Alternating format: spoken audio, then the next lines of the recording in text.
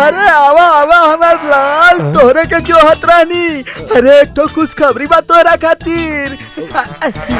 अरे हमार बेटा तू कहाँ चल गए रहा? अरे दीदी इतना ना रोवा सारा दुलार आजे दे देबू का। अरे अपना भगना के हमरा भी खुशखबरी सुनावे देबू। खुशखबरी? कौन खुशखबरी है मामा? अरे जीजा जीजे हुए उ आलोक के मेहरारू के अपन पतो मान लिहलन। लेकिन इतना जल्दी? अरे इतना जल्दी कहाँ, हमार बहिन रो रो के 2 दिन में 5 गो साड़ी भिजा देहलस।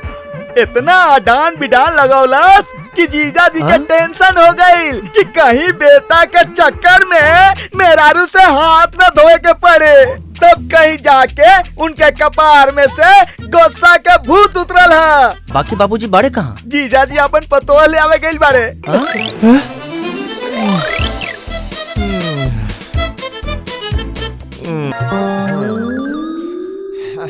अय है बड़ा खुश बड़ा हो।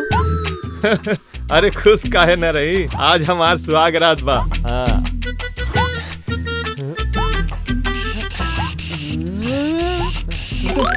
का हो मारा मारा तो के फोकट के मिलल बा त एक पर एक मर ले जाता रहा। अरे सुहाग रात हमार भगना के बा कि तोहार। अरे मामा हाँ? वो का है ना कि जब सरहद पे लड़ाई होला तो कुछ सैनिक सरहद पे लड़े ले और कुछ सैनिक तैयार रहे ले। काहे पता है? काहे? ओ ये बदे कि न जाने कब जरूरत पड़ जाए। अच्छा अच्छा। हाँ। भगिना ई जुग जमाना बहुते खराब बा।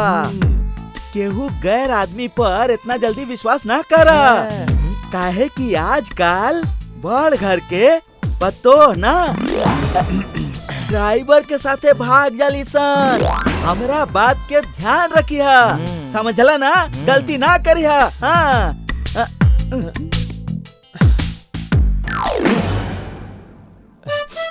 सुन,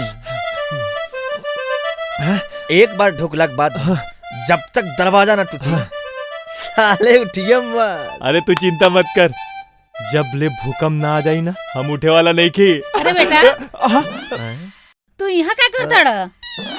चाची इनकरा के शर्म आवता, हम बेशरम बनाए के ट्रेनिंग देता नहीं। चल बेशरम भाग यहाँ से। ए बेटा तू अंदर जा, हमार पतो तुहार इंतजार करत होई। का सोचत हड़ा? जा ना। अबे जा। अरे अब इनते गले नहीं। चल भाग यहाँ से। ओ चाची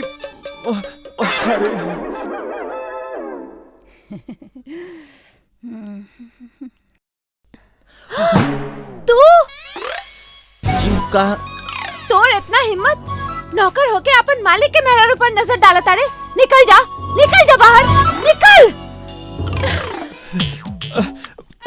चलिए। ना जाने साला भीतरी का करा था, लगा था हमरा के सेकंड हैंड गाड़ी चलावे के पड़ी। नहीं अरे तू साला काम कर दे लेना, पूरा सत्यानाश कर दे लेना। छोड़ साला। अरे हमरा तोहरा मेहरारू से का मतलब बा? जो अंदर। मतलब कुछ ना कह लेना। पक्का कुछ ना कह लेना। तू हमार भाई है ना।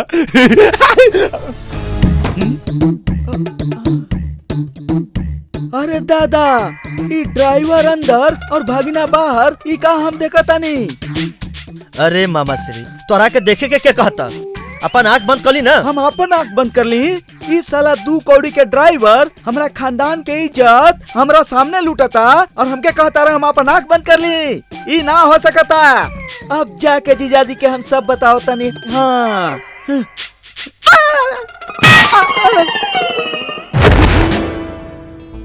देखा हमने के जिंदगी के ई पहला लाइसेंसी रात बा। अभी तक बहुत नाटक भइल। अब असली फिल्म चली। पर्दा उठा के। हम तोरा से कुछ कहे के चाहता नहीं। अब कहे के टाइम नहीं खे, करे के टाइम बा। अरे मायरे अब बर्दाश्त नहीं खे होत। अरे नहीं, अरे हमार बात